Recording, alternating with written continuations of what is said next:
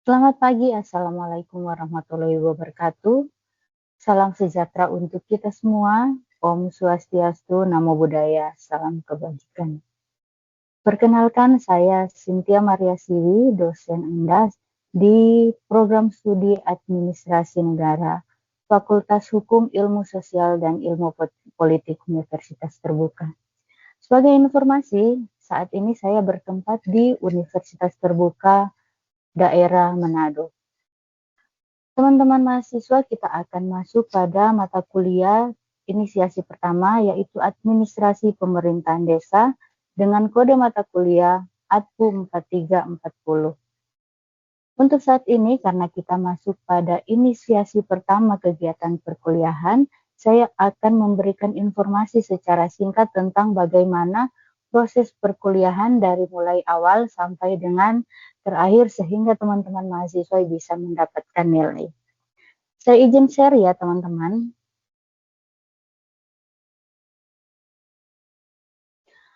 Saat ini kita akan masuk pada proses perkuliahan yaitu materi inisiasi pertama, yaitu tentang penyelenggaraan pemerintahan desa dengan kode mata kuliah ADPU 4340 Administrasi Pemerintahan Desa. Secara singkat, saya ingin menjelaskan bagaimana proses perkuliahan di Universitas Terbuka serta proses penilaian yang ada di proses pembelajaran. Mungkin teman-teman mahasiswa sekilas sudah mendapatkan informasi dari kami melalui OSMB dan PKBJJ di saat teman-teman menjadi mahasiswa minggu pertama. Oke, proses pembelajaran di Universitas Terbuka terbagi ada 3 bagian, yaitu tutorial online atau sering teman-teman mendengar tutor. Kedua adalah tutorial tatap muka, yaitu TTM, dan juga tutorial webinar.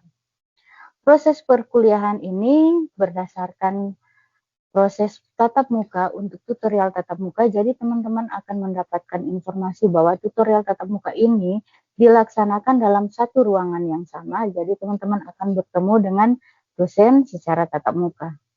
Setelah itu, tutorial webinar juga dilaksanakan secara online, tapi di dalam ruang lingkup yang berbeda. Teman-teman bisa bertemu dengan tutor secara tatap muka seperti saat ini. Jadi yang kita lakukan saat ini adalah seperti tutorial webinar. Dan juga untuk semua dosen pada umumnya, teman-teman mahasiswa akan bertemu dengan dosen universitas terbuka melalui tutorial online atau tuton. Proses pembelajaran ini berkontribusi sebanyak untuk tutorial online 30%, tutorial tatap muka 50%, dan tutorial webinar 50%. Tapi ingat teman-teman, untuk proses pembelajaran ini, nilai tersebut akan berkontribusi pada nilai akhir jika teman-teman ujian akhir semesternya atau UAS-nya mencapai 30% dulu. Nah, untuk perkuliahan di semester ini, setiap semester ini pelaksanaan tutorial itu terlaksana dengan 8 kali pertemuan. 8 kali pertemuan ini kami akan memberikan teman-teman diskusi setiap pertemuannya. Dan untuk pertemuan 3, 5, dan 7, kami akan memberikan tugas kepada teman-teman. Jadi pastikan teman-teman setiap pertemuannya, teman-teman memastikan mengikuti yang namanya diskusi dan mengerjakan hal tersebut. Dan pada saat pertemuan ke-3, 5, dan 7, teman-teman harus mengikuti atau mengerjakan 3 tugas. Nah, untuk teman-teman yang tidak mencapai 5 kali pertemuan, otomatis teman-teman nilainya akan menjadi 0 ya, jadi tidak akan dinilai. Jadi misalnya hanya 4 kali, atau 3 kali, 2 kali, ataupun 1 kali. Ya, demikian informasi secara umum tentang proses perkuliahan di Universitas Terbuka. Selanjutnya kita masuk pada materi inisiasi 1. Materi inisiasi 1 kita akan menjelaskan tentang konsep pemerintahan desa. Apa-apa yang akan masuk dalam konsep pemerintahan desa ini, yaitu pengertian pemerintahan desa. Selanjutnya kita akan masuk pada kedudukan desa, Pada yang ketiga yaitu otonomi yang dimiliki desa, dan pada keempat urusan pemerintahan desa. Pada sesi ini kita akan masuk tentang pengertian pemerintahan desa.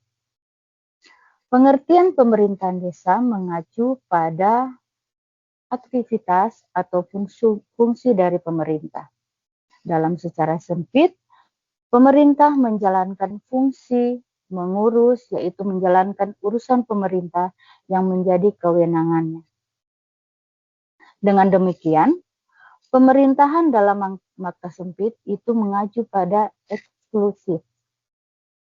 Dan adapun pemerintah dalam bentuk luas, teman-teman bisa menjalankan fungsi, mengatur, mengurus, dan juga dengan demikian dalam pengertian ini, makna pemerintahan memiliki dua fungsi, yaitu fungsi diwakili oleh lembaga legislatif, sedangkan fungsi mengatur merupakan representasi dari lembaga itu eksklusif.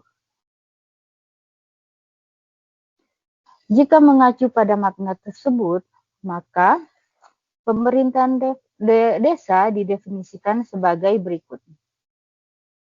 Kesatuan masyarakat hukum yang memiliki hak dan kewajiban untuk mengatur urusan mereka sendiri berdasarkan prakarsa atau adat istiadat sesuai dengan peraturan perundang-undangan yang berlaku.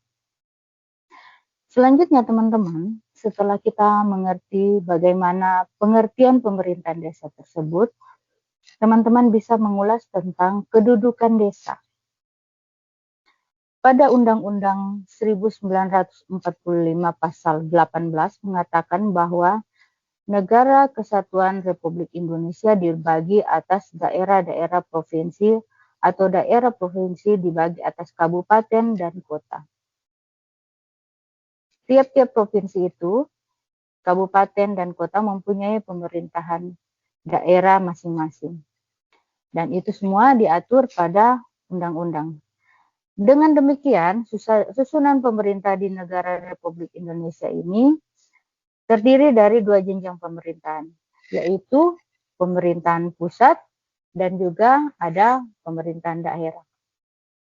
Pemerintahan daerah terbagi menjadi pemerintah provinsi dan juga pemerintah kabupaten dan kota. Bagaimana dengan pemerintahan desa atau pemerintahan desa di manakah kedudukan dari pemerintahan desa tersebut? Sesuai dengan Undang-Undang 1945, desa menjadi bagian dari pemerintahan kota ataupun kabupaten. Jadi teman-teman pastikan ya, dalam pelaksanaan pemerintahan desa itu, desa dia masuk pada pemerintahan kabupaten atau kota. Bagaimana dengan otonomi yang dimiliki desa?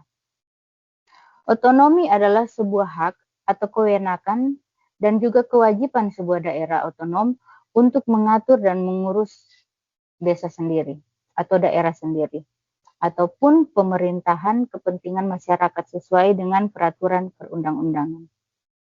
Otonomi dimiliki oleh sebuah daerah apabila mendapatkan pelimpahan atau pemberian kewenangan untuk menjalankan urusan-urusan pemerintahan dari pemerintahan di atas atau dari pemerintahan pusat, utamanya di bidang politik. Pelimpahan kewenangan ini bisa jadi disebut dengan desentralisasi. Sedangkan untuk desa maupun pemerintahan desa mendapatkan pemberian atau pelimpahan urusan pemerintah dari pemerintahan kabupaten ataupun kota maupun pusat. Namun, pemerintahan pengaturan terhadap urusan-urusan yang menjadi kewenangan pemerintahan pusat maupun kabupaten. Kecuali di bidang fiskal karena mendapatkan transfer income berupa dana alokasi desa dari pemerintah daerah ataupun dana desa dari pemerintah pusat. Dengan demikian, teman-teman, desa tidak memiliki otonomi layaknya kabupaten dan kota, dan desa bukan daerah otonomi. Adapun yang dimiliki desa adalah otonomi yang bersifat adat istiadat, ataupun asal-usul.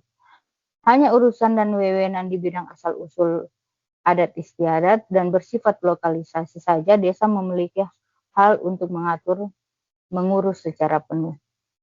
Sedangkan untuk urusan pemerintahan desa, teman-teman, urusan pemerintahan terbagi menjadi dua, yaitu urusan bersifat mutlak atau absolut dan urusan bersama. Adapun yang dimaksud dengan mutlak adalah urusan-urusan yang menjadi kewenangan pemerintah pusat yang tidak dapat diganggu-gugat dan hanya dilaksanakan oleh pemerintah pusat. Contohnya, urusan pemerintahan di bidang pertahanan, keamanan, moneter, justisi, politik luar negeri, dan agama. Di luar bidang tersebut dapat dilaksanakan bersama-sama dengan pemerintahan daerah, baik provinsi, kabupaten, maupun kota. Selanjutnya, urusan bersama dibagi menjadi urusan yang bersifat wajib dan pilihan. Bersifat wajib apabila masyarakat menyangkut dengan hak setiap warga negara dan bisa disebut dengan standar pelayanan transportasi minimum yang harus diperoleh setiap warga, seperti halnya misalnya kesehatan, pendidikan, transportasi, dan perumahan. Sedangkan opsional atau pilihan disesuaikan dengan potensi daerah masing-masing seperti perikanan, pariwisata, dan lain-lain. Demikian teman-teman mahasiswa materi saat ini. Selanjutnya kita akan masuk di dalam diskusi yang akan saya share pada link masing-masing teman-teman mahasiswa. Jika ada pertanyaan, silakan teman-teman, silakan menggunakan line chat dan akan kita diskusikan secara sistem melalui elearning.ut.ac.id. Terima kasih, selamat siang. Assalamualaikum warahmatullahi wabarakatuh.